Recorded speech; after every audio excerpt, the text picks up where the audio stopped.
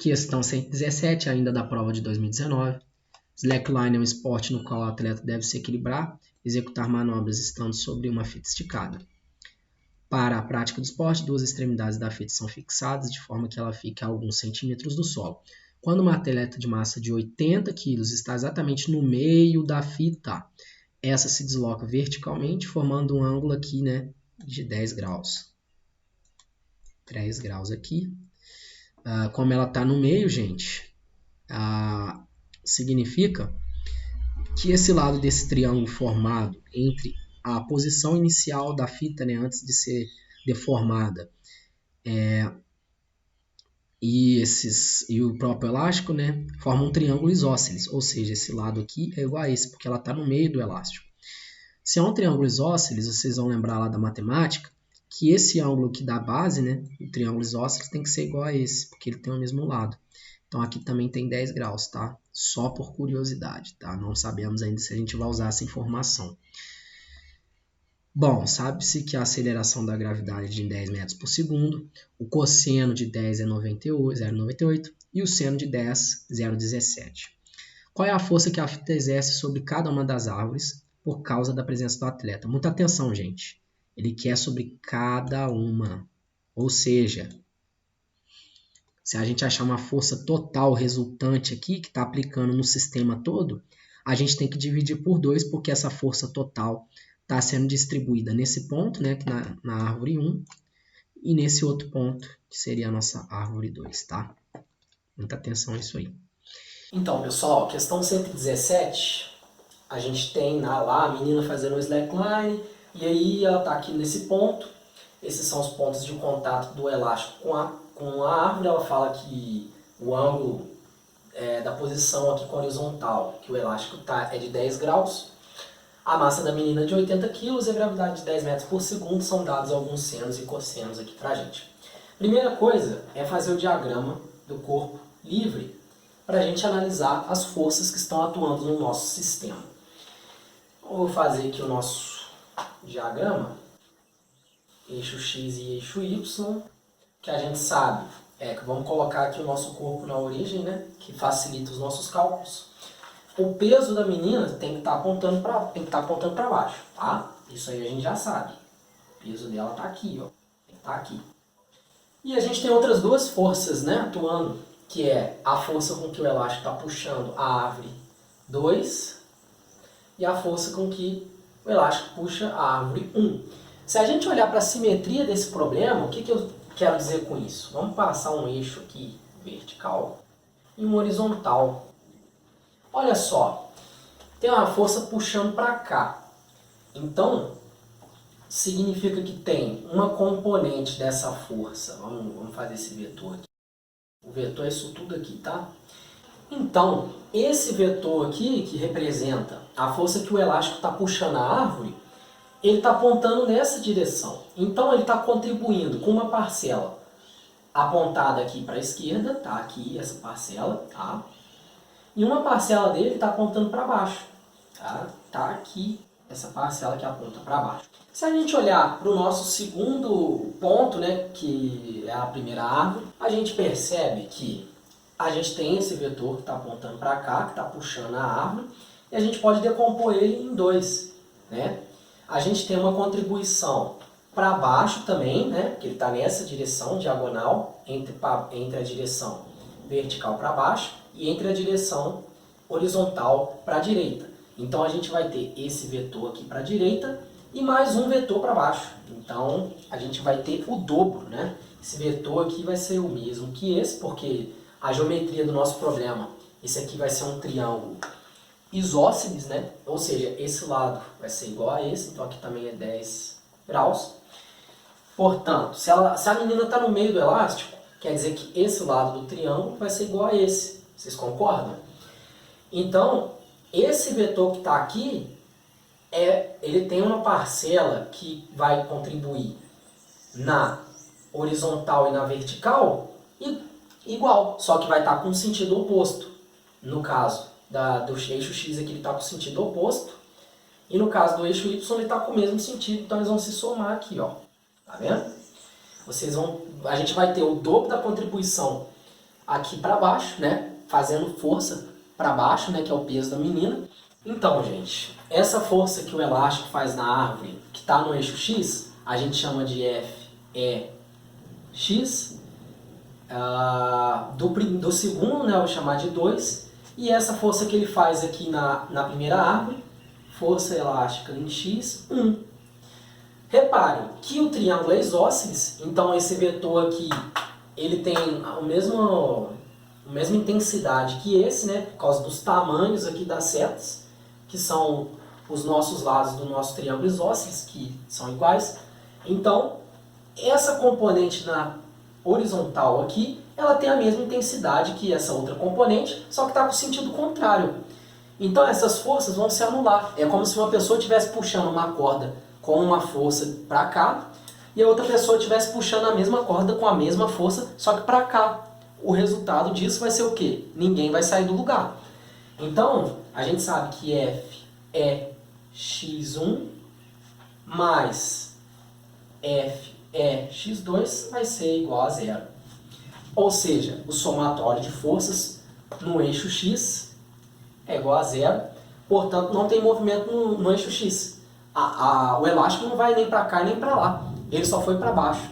E é por conta dessa nossa análise aqui. Tá? Agora, se a gente olhar para o eixo y, a gente vai ter essa componente aqui para baixo, né? E a gente tem essa componente aqui para baixo. Essas duas componentes vão se somar. Eu vou fazer elas aqui na origem do nosso sistema, tá? Para facilitar. A gente vai ter, então, o dobro da força sendo aplicada aqui para baixo, dessa nossa força que o elástico faz nas árvores. Tá bom? Então, eu vou chamar uma dessas forças aqui de força Y. Tá? Como elas são iguais, né, nós vamos ter duas vezes a força que o elástico está fazendo, só que na direção Y. E aí a gente vai lembrar, né, de trigonometria, que a gente já viu isso, mas quando a gente tem um triângulo aqui, nesse caso, gente, vamos olhar para esse desenho. Esse ângulo aqui, ele é alterno interno desse ângulo aqui, ó. Tá? Esse ângulo, se vocês olharem, tem essas duas retas aqui paralelas, então esse ângulo aqui também é de 10 graus.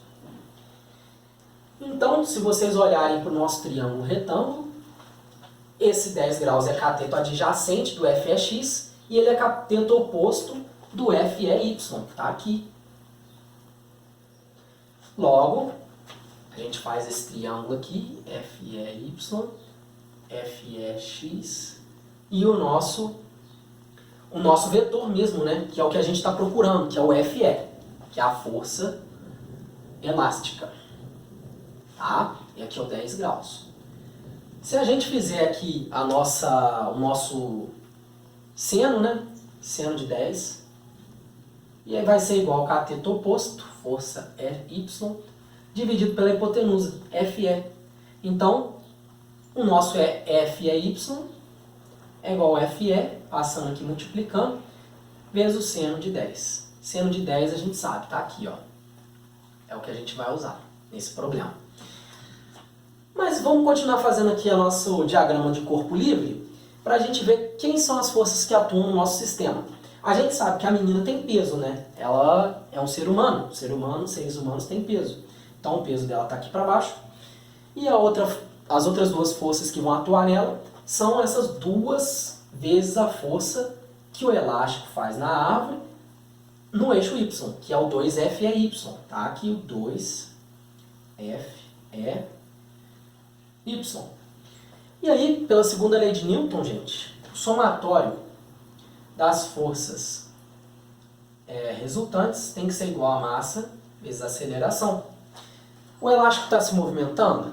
Não, nesse momento, né? Ele está em equilíbrio, a menina equilibrou ele, né, com aquela inclinação e ele está parado. Então a aceleração do elástico é zero. Tá? A gente sempre usa essa lei usando a massa e a aceleração do objeto que a gente está analisando as forças. Quem que é esse objeto, esse ponto aqui que eu chamei aqui para analisar as forças? É a menina. Quem são as forças que atuam? A gente acabou de ver que é a força peso mais a força que o elástico faz na árvore. Então, só que a gente tem que ver, né? são 2 vezes essa força, porque nós temos 2 árvores com 2 pontos de apoio. Então vai ser a força peso mais 2 vezes a força que o elástico faz na árvore. Esse é o somatório das forças. Esse somatório vai ter que ser igual à massa.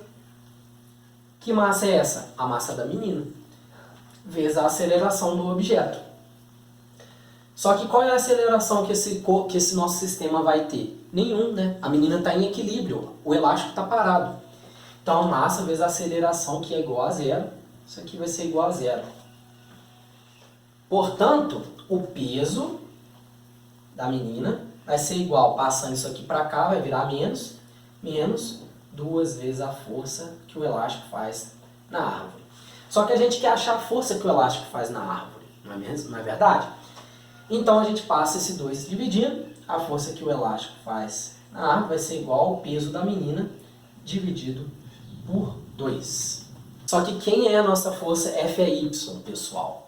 A gente viu que F é Y, F é seno de 10. Então a gente vai substituir esse cara aqui. F é Y vale F é seno de 10. Igual ao peso sobre 2. Gente, o sinal só indica pra gente que a força está para baixo, tá? Porque aqui é o nosso eixo negativo e aqui é o nosso eixo positivo. Então, colocar o menos ou não vai fazer diferença, porque a gente está buscando a intensidade dessa força, e não se ela está para cima ou para baixo. Então, a gente chega que FE vai ser igual a seno de 10, 0,17, passa dividindo, a massa da menina é 80, a gravidade é 10, dividido por 2 vezes 0,17. Fazendo as contas, né, a gente vai simplificar esse 2 aqui com 80 vira 40, 400 dividido por 0,17. É a mesma coisa que 400 vezes 100 dividido por 17. Dividir por número decimal é a mesma coisa que vocês podem transformar para fração, fiquem à vontade, tá? O método que vocês vão resolver, gente, não importa. Mas isso daqui a gente coloca em notação científica. 400 vezes 100 é a mesma coisa que 40 vezes 10 ao cubo. E o que a gente tem ali é 400 vezes 100 dividido por 17. Então a gente divide aqui por 17, tá? E aí a gente sabe, 40 por 17 vai dar 2,3 alguma coisa, vezes 10 ao cubo. Logo, aproximadamente a resposta é 2,4 vezes 10 ao cubo, que é a letra D.